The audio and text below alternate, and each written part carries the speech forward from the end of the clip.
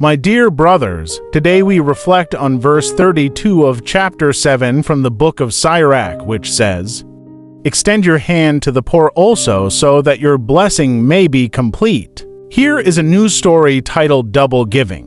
Our story goes that once upon a time, in a small village nestled between the mountains, there was a boy named Marvin. Marvin was known for his generosity and kindness. One day, Marvin decided to go to the market to buy some necessary items for his family. As he walked, he saw an elderly man sitting by the roadside, looking exhausted and hungry. Marvin approached the man and asked if he needed anything. The man replied in a faint voice, "I have lost everything, and I have no food or money to buy what I need." Without hesitation, Marvin reached into his bag, took out the food he was carrying, and offered it to the elderly man. Then he took a coin he had saved to buy his necessities and gave it to the man, saying, "Take this and buy what you need." The elderly man thanked Marvin with eyes full of gratitude and wished him well. After the man left, Marvin felt a deep sense of joy and peace that he had never felt before. He continued his way to the market and then returned home.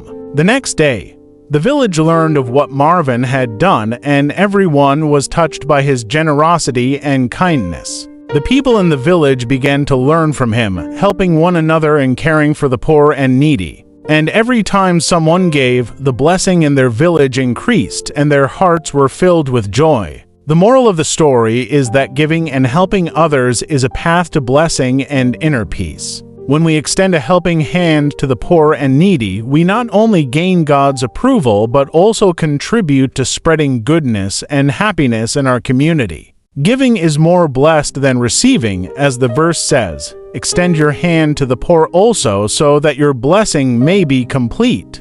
Giving brings blessings and makes them whole. And with this, my friends, we have reached the end of today's episode of your program, Our Daily Bread, prepared and directed by Father Noor Alkasmosa. Thank you for joining us today. I remind you to follow us on social media platforms like TikTok, YouTube, Instagram, and Facebook to stay in continuous touch and benefit from more reflections, stories, and spiritual materials. See you next time. Take care of yourselves and be kind to one another. I leave you in God's protection, and glory be to God always. Amen.